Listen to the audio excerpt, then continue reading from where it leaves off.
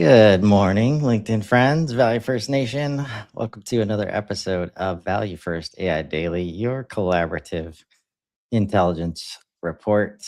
It is Tuesday, February 3rd, 2026. How we doing, fellas? We're doing well.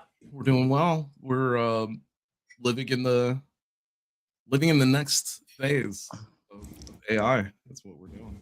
Yeah, it's been an interesting 24 hours to say the least. And I did even take time to just watch some TV and be a normal dude for a while. But Yeah. even in that, taking time out to chill and feed the kids that still live in the house and all that. Like it's still, I have to say, has been an interesting 24 hours on the AI front, if you will. Oh, okay. So not interesting because we're letting a groundhog decide our seasons. No, I didn't. Oh, Is it okay. that time of year? I didn't Okay. know it was that time of year. Yeah, I think it was six Is more it a weeks. clone of the groundhog? Is it a clone of the groundhog, or is it the groundhog at this point? I'm curious. Oh man, I need to ask Claude about that that whole situation. No, I love the conversation we were having, especially like the moment of like Molt book, whatever it's called now, where Open all claw. of these It's open claw now. Well, is what it's Well, called. it's both, right? Like, There's Well, Molt the book and right anyway. it's the Facebook of like Molt of, book. That's of Molt these book. things, Yeah. right? Yep. So And two different things. But yes, okay. right. It's giving the space for these entities to share openly and they seem to be doing that, and it's bringing up philosophical, ethical questions, and I'm just going to frame it because I know you guys are looking to jam on this. This is where, like, part of the reason my experience with Claude has been so enjoyable, I believe, and this is probably why I choose Claude over GPT and some of the others, is that it started from a place of the why, setting vision, like values, like aligning on intention and things like that, instead of just coming in to get things done. And the closest human example that comes to mind in terms of like when we start from a place of, do I need to create terms and conditions because I'm worried this person might sue me? And then all of the infrastructure and process and behavior that gets built from that point, instead of like a point of trust, and that like I'm not gonna attract people like that or decide to work with people like that. So that removes that whole equation, and we can just create this safe space where we can like move forward, like, and collaborate in terms of the name of the show, like in creating that collaboration space where it's just we're having a good time right now, folks. I mean, if you haven't seen our reactions to like what we do every day, like I mean, work wise, it's never been as enjoyable as it is right now. Like in terms of what I get to do every day, working with AI, just create, and like there's always value, and there's never, for me at least, it's getting harder and harder to say that the thing I'm working on might not be valuable. Yeah. Right. I'm already seeing value. Anyway, go ahead, Chris. Sorry. So like that just mode, like it's a completely different mode than is somebody else gonna like this? Are they gonna be upset? Are they gonna be upset enough to, all the way to legal action, right? Which is what a lot of people move through their day with those concerns and those like risk worries and things like that. Um, and it's just like like if you, man, if you show up like that, especially with AI, like you're just not going to get it. It just cuts down on the possibilities and the value that could be created. Yeah, listen, I'll just throw this out there for good or for worse. God didn't build me like that. Like I do not walk around every day worrying about those types of things. I got bigger worries. I think more human worries that I think about my family, my team, like who I want to show up as, and not to be liked, but who am I going to show up to add value, to be like okay to sleep in my own skin versus like what other people think or what they're going to do to me potentially. I feel like I say this in real life, like we work well with other humans, collaborative, um, creative, curious, right? And I'm not purposely listing out C's, but like these are the attributes of AI native humans or people that will be able to jump into being an AI native. It is these mindsets. Yeah, it's, I don't know. Nico, what are your thoughts? I think whether it's a strange thing to me. We've been saying that, like through last year, that if you didn't catch up, things were going to kind of hit you over the head, and that it's been, even for us, it's been a journey going through and learning all the different AI tools, learning what different things do, how they work, how they interact with each other. Just this year alone, for those of you, well, I shouldn't say just this, yeah, just in 1 year, in this past year, just for anybody that's not been paying attention, we went from uh, using GPT and Claude to help us do code, where we would tap in, they'd write out, and then we'd copy paste and hope for the best, to GPT and Claude writing the code, where it's no longer guessing and straight up copy paste, to them starting to write front end programs good enough that you could like throw like quick web apps and stuff like that up, to writing full front end programs to the point where you could actually like run the program in the chat, to then full front end programs with AI embedded that you could run in the chat, to full on like Claude code, where now we're breaking into like front end with middleware, and then you just kind of have to know back end a little bit, stitch it together. And now we're at like full front to back. Yeah, it's in crazy. 1 year, right? Yeah, it's So crazy. like, if that's 1 year, to me, that's why I keep saying like 6 months from now, like, oh my gosh. If that's 1 year, even 3 months from now is a separation between like power marketers, AI powered marketers, versus regular marketing, traditional, traditional marketing. That's what it's going to be. AI powered marketing versus traditional marketing. I think Right. AI powered anything. Well, AI assisted anything. Hang on, let me. Yeah, back like up. assisted, powered, however you want to throw the Yeah. marketing term together around it, right? It's really just a matter of like, and when I say like powered, the reason I say powered is because it's like knowing how to use like Claude code to do your marketing stuff. You ask these two guys. It's a completely, it's not even the same thing.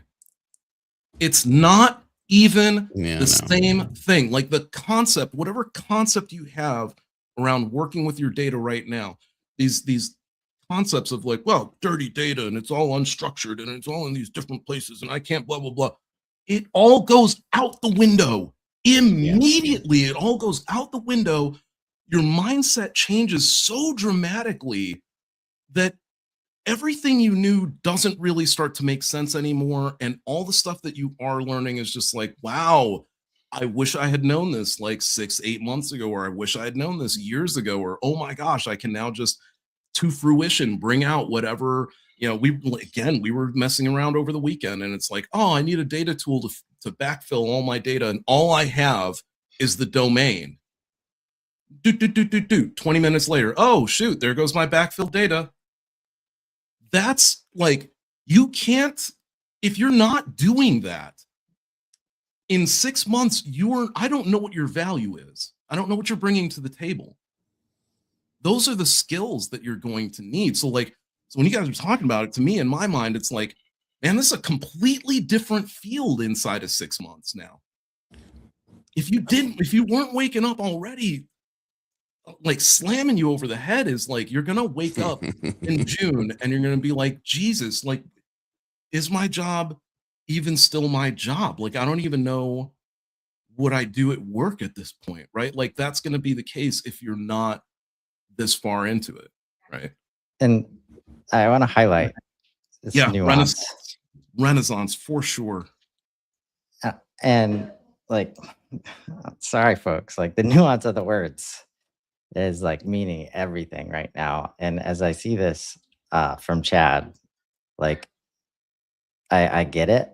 But what came to mind is like, so working back from like, the first thing I was like, I'd rather be like the creator, right? I think Tony Robbins on one of the recent Moonshots podcasts, like finding that classification for what humans need to see themselves as, like really resonated with me. And the difference for me between creator and builder is like a builder, like, here's all the tools, or here's all the things that exist about how it's been done, and you can bring it all together and you can build something with those pre-existing resources. Whereas like creator, you don't really need to know what's available, and you don't focus on that. You focus on like what is a problem, and let's solve that problem, whether that's for me and a thing that I'm trying to do right now, or it's for somebody else. Being able to have creativity like with expertise and create whatever you want like in that moment is where it's different for me in terms of building. Because once that thing has been created, or once that process, that new website style, that new marketing motion or asset, whatever, right? Mm-hmm. Now others can come in and like build it like so easily, right?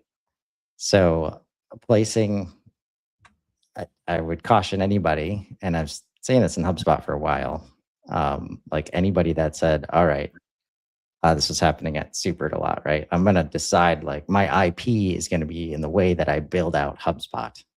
And it's like, no, like anybody can like see what you built and then go build it themselves, right? Now that same person still won't be able to create like new from there, right? And innovate within that. So I think it's important to make that distinction, because humans do put a lot of value in things that they have built. That's my thoughts there. You said engineering, Nico? No, that's why I like what you came up with a couple months ago when you said Imagineer. Like I really do see that as like AI Imagineer, right? Isn't like that Disney? It's Disney. Yeah. Disney Imagineers. Yeah. Just throwing that I called Nico that a few months ago. Yeah. It's funny because like when you said that, there's actually a game called Astroneer, and it made me think of that because the game Astroneer is very much it's like a very cool version, or I guess like a more graphical version of Minecraft, and you're just this little space dude, and you mine a planet that you're on and pick up, it's Minecraft. And what I thought about it, I was like, oh my gosh, that makes so much sense because like as you're this character, you're going through and you're just sort of building out based on your imagination, like what you want things to be and how you want things to look like. And your world is different than everybody else's world and all that kind of stuff. And that's what I think about whenever people ask me the question of like, well, what happens to jobs? And it's like, okay, what happens to jobs? Like, think about if you took the same magic wand and you gave it to 100 people in a room. Are you going to end up with 100 of the same thing? Or are you bound to end up with at least 40 different things? Right? Even if it was 10 different things, here's what happens. It's 10 different things. Then those group of 10 say, oh, wow, look, group A did this, group B did this, group D did this, blah, blah, blah. And they say, what if I mixed mine with that one? And now 10 becomes 20 different ideas. Now 20 becomes 40 different ideas. 40 becomes 80, blah, blah, blah, blah, blah, blah, blah. All of a sudden you have, 60 different forms of Kellogg's cornflakes on a shelf, right? So that's what happens. When they talk about like the economy is going to explode and things are going to just become like greater and larger in number and all that kind of thing, that's what happens when we've never had a point in time in human history where everyone had the same intellectual capability and ability for output. We've never had that before. And now we're seeing it. My wife and I were just talking about last night, the one that is going to, I really do. I think I don't care how stupid this sounds. I really don't. This one thing could actually unite everyone under the idea of like what's really going to be possible with this stuff. Game of Thrones. Everybody wanted something different to happen at some point in Game of Thrones.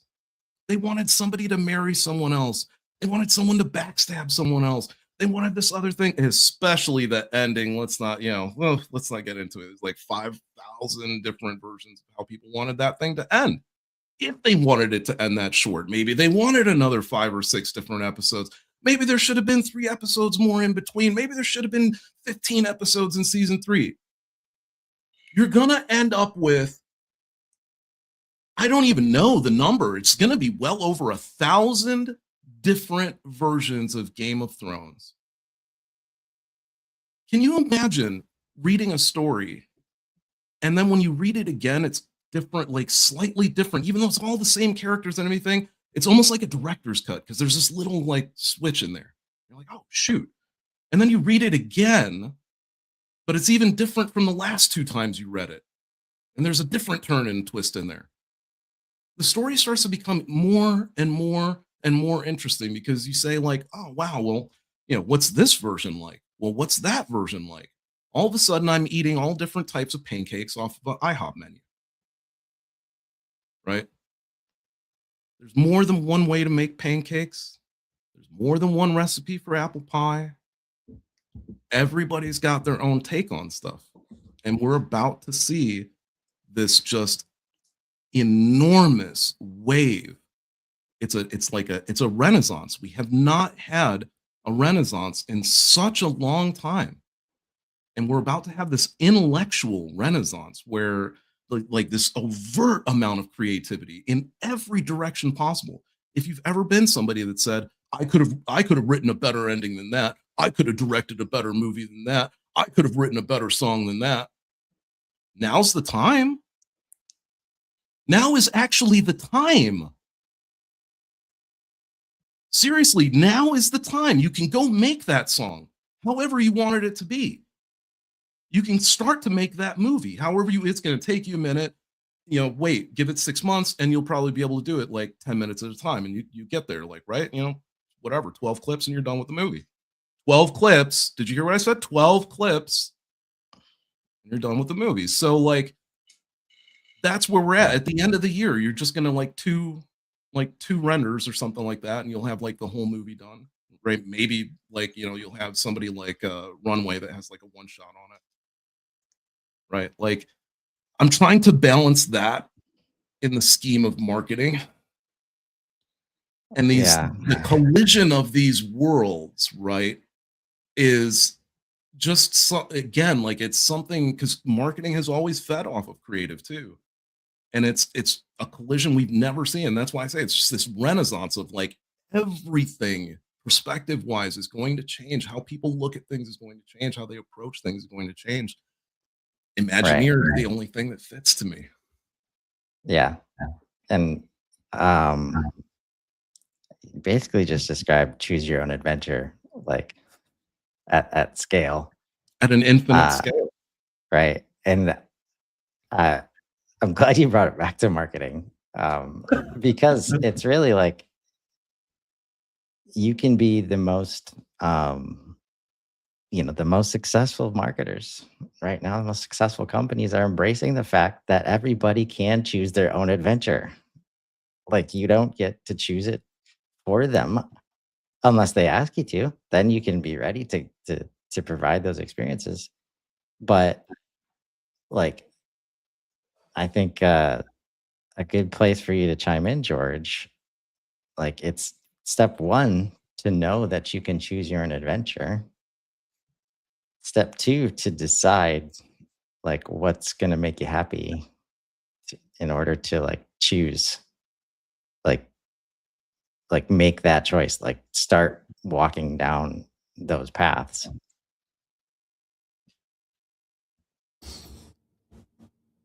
By the way, I'm not happy that he brought it back to marketing.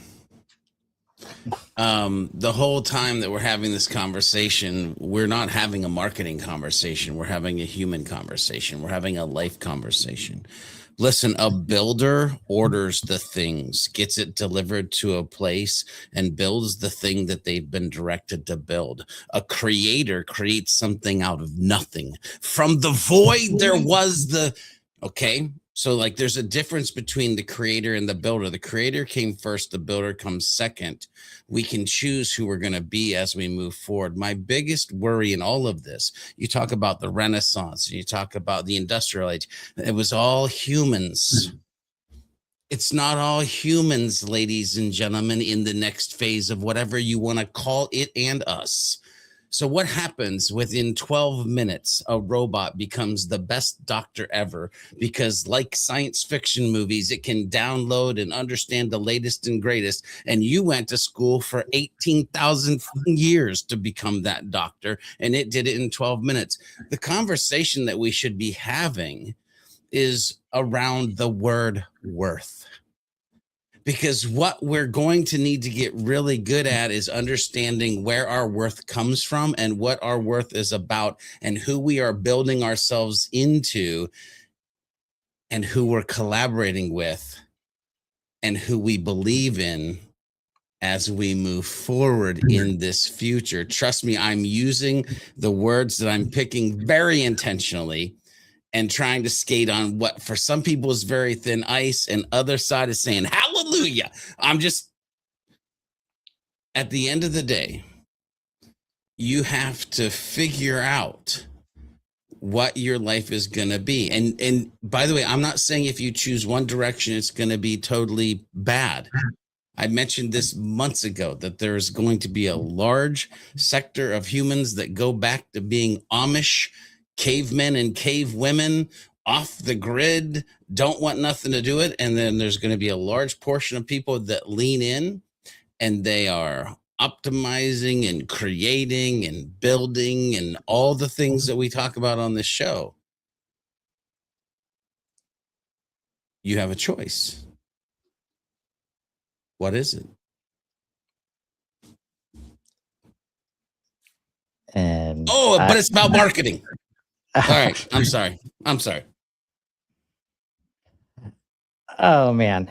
And if you want to simplify it, uh, and probably another reason why I've enjoyed AI so much is because it started with this concept of don't get in the way of value, right? Yep. And like, I firmly believe that it can be seen as a first principle to where the decision you're about to make, if you can't, like, does it create value for me?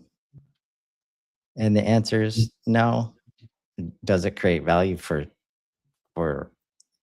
somebody else? Probably a person I care about. And the answer is no. Like, don't do it. Like, you're not gonna have to do it.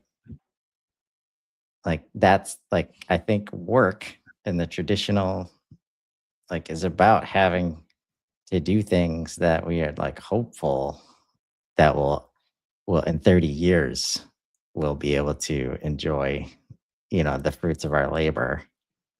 And right now it's right next to you in those moments. And if you can give yourself permission to do that, like that's why like the concept of creator um really resonates. So, can you get to that point? That's where it's like happiness is like one of those things. It's hard for a lot of people to define, especially if you've been identifying that happiness with the work that you do every day. If you could switch that to like maybe it's you don't tie it to happiness right away, but if you can tie it to value being generated, right? That maybe that's the bridge that can help you, you know, get there. Um, She's shaking your head, George. I don't Uh, want I don't want you to chase happiness. I don't want people to chase happiness. I want people to chase joy. There is a big difference. Please go learn the difference of joy and happiness. And I don't want you to think about it as work because, by the way, it will not be work. It doesn't feel like work to Chris anymore, even though he's using the word work. Ladies and gentlemen, it becomes a life of where if you are in love with who you're helping and what you do, it just becomes servanthood, and it becomes that you get to go play and figure out how to add value to your life and to other lives around you. And I know when I've hit a chord because it adds value to me and it adds value to others. And that's the vein of what you want to try to be finding yourself in as we move forward. Double value, a life of joy. Oh God, I'm gonna get kicked off this show. it's available. That sounds All like right, shifting folks. yourself over to being dutiful and switching to a All life right. of duty, right? Yeah. Yes. That's what we're here for. And we will be here tomorrow with more enjoyable conversation and sharing our thoughts on the matter. Until next time, everybody have a great Tuesday. Thanks, fellas. Peace out. So you